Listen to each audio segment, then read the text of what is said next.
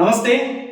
Congress party నాయకుడు fisheries corporation chairman మెట్టు సాయి కుమార్ కొద్దిసేపటి క్రితమే బిగ్ బాస్ నిర్వాహకుడు సినీ నటుడు అక్కినేని నాగార్జునకి ఒక లేఖ రాసిండు.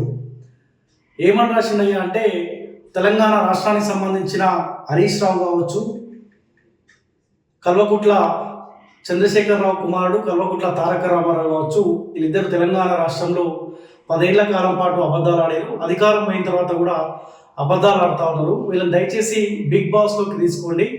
బిగ్ బాస్లోకి తీసుకుంటే మీ రేటింగ్ కూడా పెరిగే అవకాశం ఉంటుంది, మంచి వ్యూయర్షిప్ వస్తుందని ఒక లేఖ రాసిండు. సో ఒకసారి మెట్టు సాయి కుమార్ అక్కినేని నాగార్జునకు ఏం లేఖ రాసినా ఒకసారి చదివి వినిపించే ప్రయత్నం చేస్తా. మెట్టు సాయి కుమార్ చైర్మన్, కాంగ్రెస్ పార్టీ సంబంధించిన fisheries corporation chairman. Bigg Boss నిర్వాహకులు అక్కినేని నాగార్జున గారికి నమస్కారం. మీ టీవీ ఛానల్ టీఆర్పీ రేటింగ్ పెరిగిపోయే చక్కటి ఐడియా. బిగ్ బాస్ సీజన్ 10లో బిల్లా రంగాలుగా పేరున్న మాజీ మంత్రులు కేటీఆర్, హరీష్ రావులకు అవకాశం కల్పించండి. ఇప్పటికే వీరిద్దరు రాజకీయ నటులుగా పేరు ప్రఖ్యాతలు సాధించారు. అబద్ధాలు చెప్పడంలో రికార్డులను బద్దలు కొట్టారు. తెలంగాణ ప్రజలను మోసం చేసి గిన్నీస్ బుక్ రికార్డులోకి ఎక్కారు. నటనకే నాట్యం నేర్పిన వారు. నవరసాలు పండించడంలో వీరికి వీరే సాటి. ఆస్కార్ను సైతం ఆశ్చర్యపరిచే నటన వీరిది. తెలంగాణ ప్రజలను మోసం చేసిన పాపం వీరి సొంతం. ఇలాంటి చక్కటి నటులను బిగ్ బాస్ సీజన్ 10లో అవకాశం ఇస్తే తెలంగాణ ప్రజలతో పాటు యావత్ ప్రజలకు మంచి ఎంటర్టైన్మెంట్ దొరుకుతుంది. మీ టీఆర్పీ రేటింగ్స్ కూడా అమాంతం పెరుగుతుంది. Please don't miss the opportunity అని మెట్టు Sai Kumar fisheries corporation chairman అని ఆయన సైన్ కూడా చేసిండు.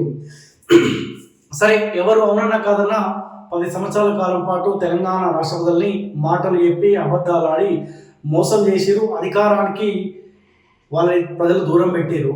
వాళ్ళకి అంతకంటే పెద్ద శిక్ష ఇంకేముండదు. 10 ఏళ్ల కాలం పాటు ప్రజలు ఇబ్బంది పెట్టారు కాబట్టి వీళ్ళు వద్దు అని చెప్పి కేటీఆర్ని, హరీష్ రావుని, కేసీఆర్ని, ఆ కుటుంబాన్ని, కల్వకుట్ల కుటుంబాన్ని, అధికారాన్ని దూరం చేస్తారు. అది పెద్ద శిక్ష.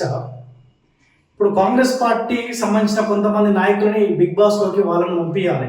ఇప్పుడు బిగ్ బాస్ అంటే వాళ్ళకు పనిపాట లేనోళ్ళు పోతారు. పనిపాట లేనోళ్ళు ఆ ప్రోగ్రామ్ చూసే అవకాశం ఉంటుంది కాబట్టి ఆ బిగ్ బాస్ గురించి అంతకంటే ఎక్కువ మనం మాట్లాడలేదు. ఎందుకంటే దేనికి పనికి వచ్చేది కాదు, దేనికి పనికిరాదు. కాబట్టి కేటీఆర్ని, హరీష్ రావుని దాంట్లోకి తీసుకోవాలని చెప్పి మెట్టు సాయి కుమార్ గారు ఒక లేఖ రాసేట్టు బాగానే ఉందిలే. కానీ మరి కాంగ్రెస్ పార్టీ సంబంధించి ఎవరు పోతారు బిగ్ బాస్లోకి? రేవంత్ రెడ్డిని బిగ్ బాస్లోకి పంపించాలి. ఈ మాట తెలంగాణ రాష్ట్ర ప్రజలు అనుకుంటా ఉన్నారు ఈ లేఖ చూసిన తర్వాత. ఎందుకంటే 10 ఏళ్ల కాలం పాటు అవినీతికి, అరాచకాలకు, అవినీతికి పాల్పడ్డ కల్వకుట్ల కుటుంబాన్ని లోపడేస్తామని చెప్పి మాటిచ్చి మాట తప్పి ఈ మధ్యకాలంలో అబద్ధాలు ఆడుతూ ఉన్న రేవంత్ రెడ్డిని కూడా బిగ్ బాస్లోకి పంపించాలి కదా. ఏమని చెప్పారు? ప్రతిపక్ష హోదాలో ఉన్నప్పుడు ఖచ్చితంగా కల్వకుట్ల కుటుంబాన్ని, అవినీతి పనులని లోపడేస్తాం, చెంచల్గూడ జైల్లో డబుల్ బెడ్రూమ్ కట్టిస్తా కల్వకుట్ల కుటుంబానికి అని చెప్పి రేవంత్ రెడ్డి ఈ మాట చెప్పింది కదా. మరి మాట ఇచ్చి తప్పిన రేవంత్ రెడ్డిని తీసుకొని పోయి బిగ్ బాస్లో కూర్చోబెట్టాలి కదా. కాంగ్రెస్ పార్టీ వాళ్ళు ఇటువంటి లేఖలు రాసే ముందు ఒకసారి ఆలోచించుకోవాలి. 10 ఏళ్ల కాలం పాటు వాళ్ళేం శుద్ధపూసలు కాదు. వాళ్ళు మోసం చేసిరు, వాళ్ళని అధికారానికి దూరం చేసడం, దాంట్లో మా పాత్ర చాలా కీలకమైనది. మరి మీరు ఈ 2 ఏళ్ల కాలంలో ప్రజలకు ఇచ్చిన 6 గ్యారెంటీల విషయంలో మోసం చేసిరు. 6 గ్యారెంటీలు ఎవరు అడుగుతలేరు. కానీ అరాచకం చేసి రాష్ట్రాన్ని అప్పలపాలు చేసి ఆర్థిక విధ్వంసం చేసిన కుటుంబాన్ని కాపాడుతున్నాడు ఎవడు? కేసీఆర్ కుటుంబాన్ని కాపాడుతున్నాడు కూడా బిగ్ బాస్లోకి పంపించాలని చెప్పి తెలంగాణ సమాజం కోరుకుంటా ఉన్నది.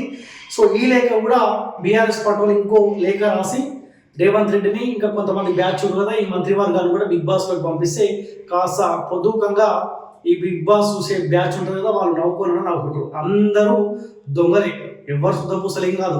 10 ఏళ్ల కాలం పాటు ఆయన ఇబ్బంది పెట్టి 2 ఏళ్ల కాలం పాటు ఈయన ఇబ్బంది పెడుతుంది. ఏం మారింది? బీఆర్ఎస్, కాంగ్రెస్ నాయకులు పోయి బీజేపీలో ముగ్గురు పోయి బిగ్ బాస్లో కూర్చొని తెలంగాణ ఆ గవర్నమెంట్ ఆదాయాన్ని లేకపోతే ఆ ప్రభుత్వాన్ని ప్రజల చేతిలో పెట్టుకుని ప్రజలు నడిపించుకుంటారు. ఎవరిని డైవర్ట్ చేయడానికి లేఖలు దేనికి పనికి వస్తాయి? వాళ్ళ చేతిలో అధికారమో లేదు, అధికారమే వాళ్ళ చేతిలో లేదు. ఇంకా వాళ్ళని కాపాడుతున్న వాడు కాంగ్రెస్ వాడు కాదా, ముఖ్యమంత్రి రేవంత్ రెడ్డి కాదా? సో ఇటువంటి లేఖలతోటి ఇది ఒక డైవర్ట్ కార్యక్రమం తప్ప అంతకుమించి ఇంకోటి లేదు. పోతే వీళ్ళిద్దరితో పాటు రేవంత్ రెడ్డి కూడా పోతే కాసేపు నవ్వుకునే ప్రయత్నం తెలంగాణ సమాజం చేస్తుంది.